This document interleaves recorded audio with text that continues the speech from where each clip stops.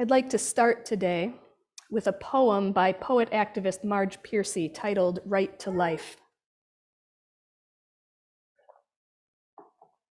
A woman is not a basket you place your buns in to keep them warm, not a brood hen you can slip duck eggs under, not the purse holding the coins of your descendants until you spend them in wars, not a bank where your genes gather interest and interesting mutations in the tainted rain any more than you are.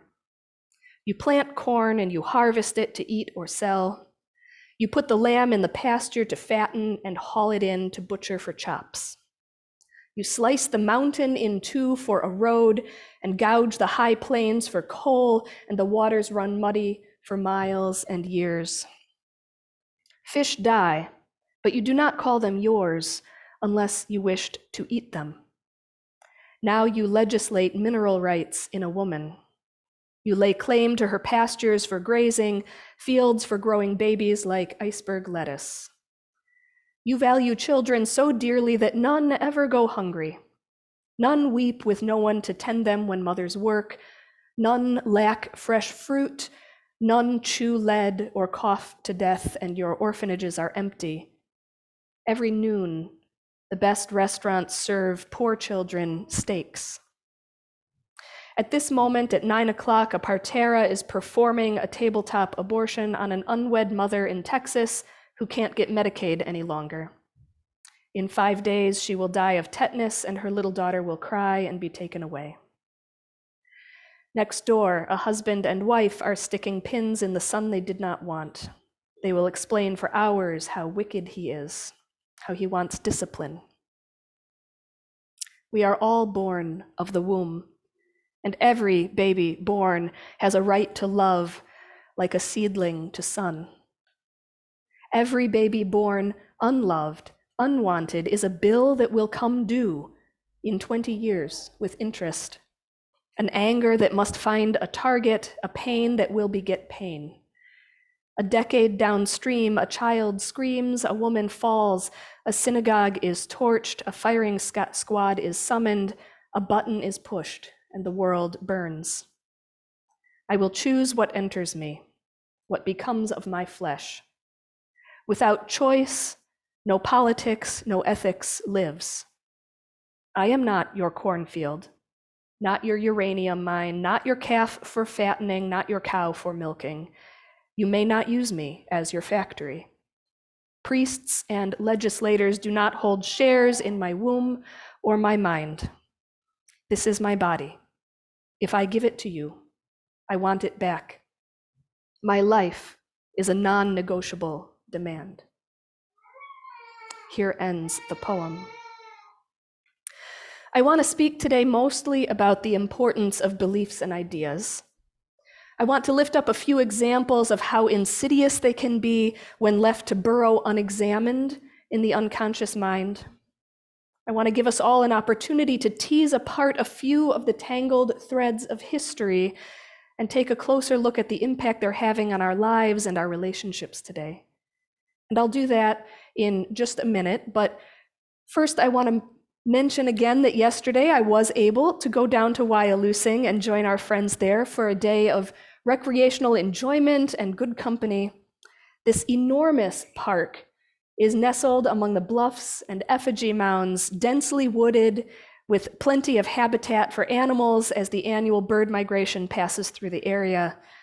And in preparation for today's service, I was able to chat with John Tometz about the history of the area, the native tribes who inhabit it. And if you'd like to learn more about it, I'm going to encourage you all to stay after the service for John's talk. We're hoping that technology is on our side and that you'll be able to stay on Zoom and listen to him talking about Wyalusing from Wyalusing. And I wish that Wyalusing was a story of peace and harmony and mutual respect, but as beautiful and preserved as the area is, we are still in the United States, and we are still complicit in the history of driving the native people off of their lands. When Europeans began exploring this area, the Ho-Chunk Nation had settlements all over. But as the area became known for its lead mining and its furs, the white settlers had some harmful ideas in their heads that allowed them to justify the inhumane treatment of the Native Americans. According to the Upstander Project, and I'll be quoting extensively here, the doctrine of discovery established a spiritual, political, and legal justification for the colonization and seizure of land not inhabited by Christians. Foundational elements of the doctrine of discovery can be found in a series of papal bulls or decrees beginning in the 1100s, which included sanctions, enforcements, authorizations, expulsions, admonishments, excommunications, denunciations, and expressions of territorial sovereignty for Christian monarchs supported by the Catholic Church. Two papal bulls in particular stand out.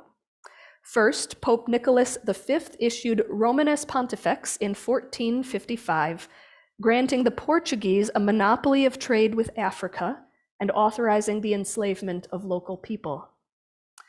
And second, Pope Alexander VI issued the papal bull Inter Caetera in 1493 to justify Christian European explorers' claims on land and waterways that they allegedly discovered and promote Christian domination and superiority. And this papal bull has been applied in Africa, Asia, Australia, New Zealand, and the Americas.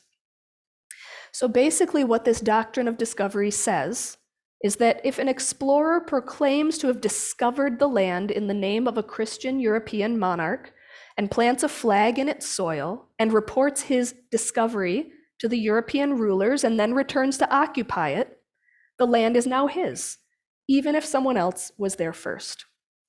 Should the original occupants insist on claiming that the land is theirs, the discoverer can label the occupants' way of being on the land inadequate according to European standards. This ideology supported the dehumanization of those living on the land and their dispossession, murder, and forced assimilation. And here, of course, I'm talking not only about the Native Americans, but also the Africans and most other indigenous tribes globally. The doctrine of discovery fueled white supremacy insofar as white European settlers claimed that they were the instruments of a divine design and possessed cultural superiority. The significance of the doctrine does continue to be debated. According to David Wilkins, it's more complicated than just saying the Pope gave European Catholics the right to colonize and convert.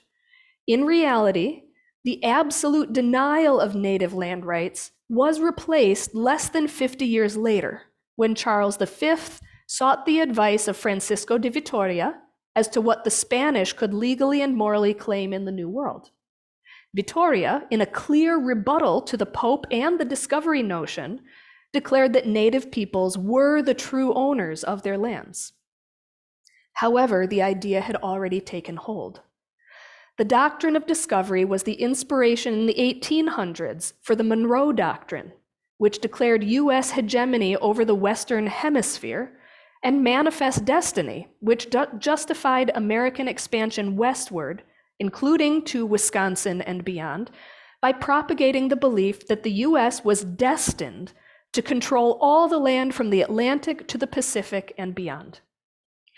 In an 1823 Supreme Court case, Johnson versus McIntosh, the doctrine of discovery became part of US federal law and was used to dispossess Native peoples of their lands. In a unanimous decision, Chief Justice John Marshall writes that the principle of discovery gave European nations an absolute right to New World lands, and Native peoples certain rights of occupancy. This ideology has continued to pervade our ever more globalized society ever since then, and we are the inheritors of this problem. What do you do with a problem?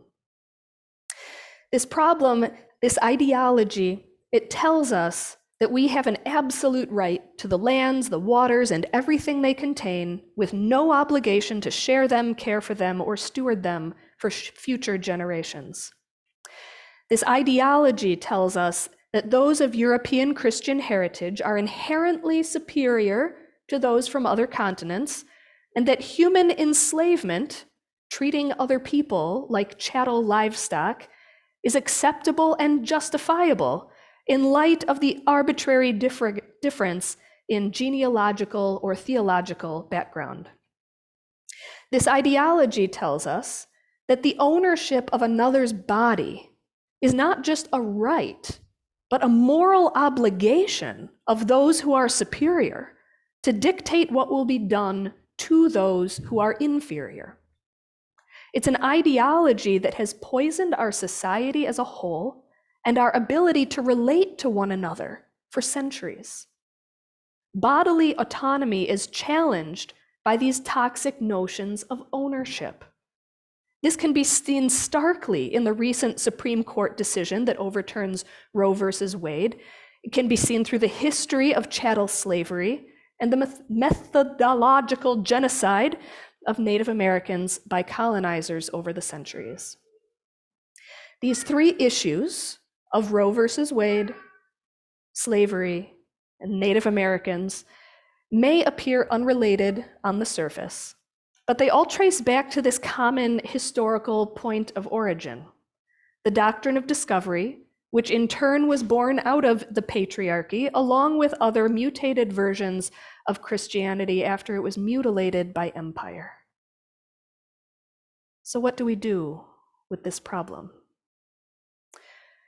Like the doctrine of discovery and the idea that one human can have ownership over the body of another human because of their skin color or their gender, these deep historic problems get bigger and more harmful the longer we ignore them. They're painful to look at. They can scare us, might anger us. It scared and angered us for centuries.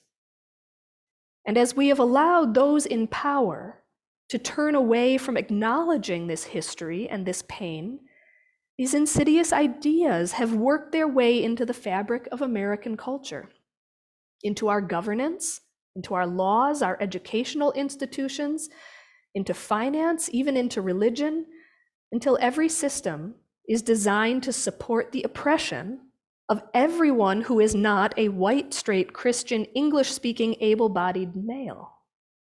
And if even one of those labels does not apply to you, then you are experiencing oppression, whether you know it or not. It takes courage. Our monthly theme for May, it takes courage to face these stories and to allow ourselves to see them and talk about them in the fabric of our daily lives. The land that our building sits on, the beautiful campground where we can recreate, and the decisions being made by the highest court in the land. Today, Allison reminded us that problems get bigger and scarier the longer we try to ignore them. We can look at problems differently now, though, because we know their secret. Inside of every problem, there hides an opportunity for something good. We just have to look for it. I'm going to close with a brief story about the water protectors at Standing Rock and the Interfaith Day of Prayer.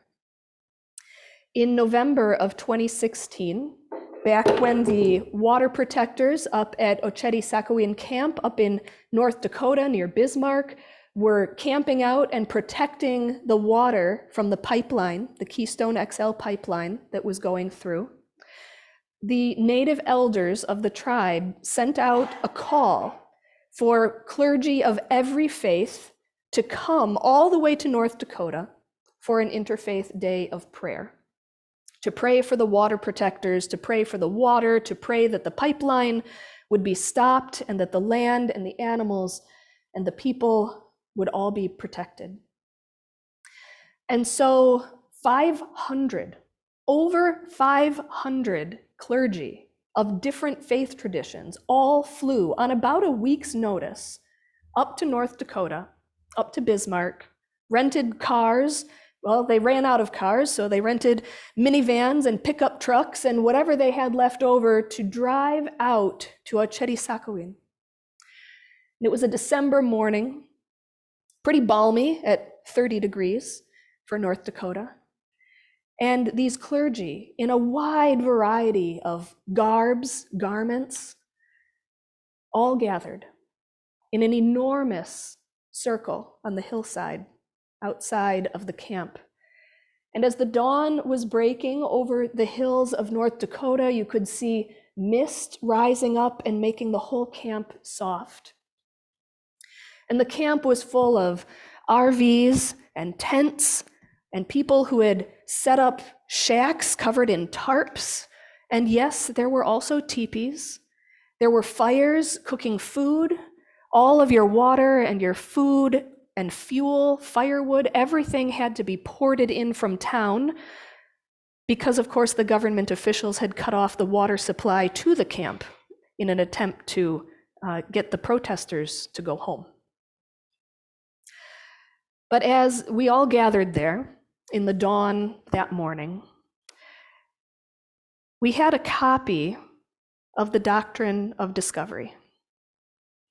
And one by one, all of these different denominations that had roots tracing back 500 years to the doctrine of discovery. 518 years, actually, at the time. And they found it significant that there were 518 clergy of different faiths that had made the journey that day. One clergy person from various traditions for each year that the doctrine of discovery had been in the world. And they took the doctrine of discovery, and one by one, the different Christian denominations, including Unitarian Universalism, since that is where our roots go, repudiated the doctrine of discovery on native land before native elders, and it was burned. And the area was cleansed with sage and prayers and cheering and singing and dancing. For the first time in over 400, 500 years, clergy, Christian clergy, traveled to the native lands and said, this is wrong. This is not what our faith calls us to do, and this is not the relationship we want to have with you or with this land. We repudiate the words of our ancestors, and we ask how we can make it right. It didn't fix everything, but it was a start. What do you do with a problem? You look for the opportunity inside of it. We turned around and we looked at our problem and we found the opportunity.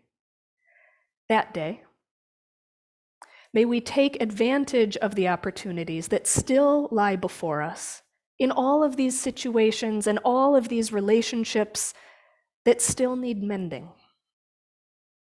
So we can do our part to bend the moral arc of the universe toward justice and reconciliation and peace. I'll close with these words by Wayne B. Arneson. Take courage, friends. The way is often hard, and the path is never clear, and the stakes are very high. Take courage, for deep down there is another truth. You are not alone. May we carry that in our hearts as we move forward into our days.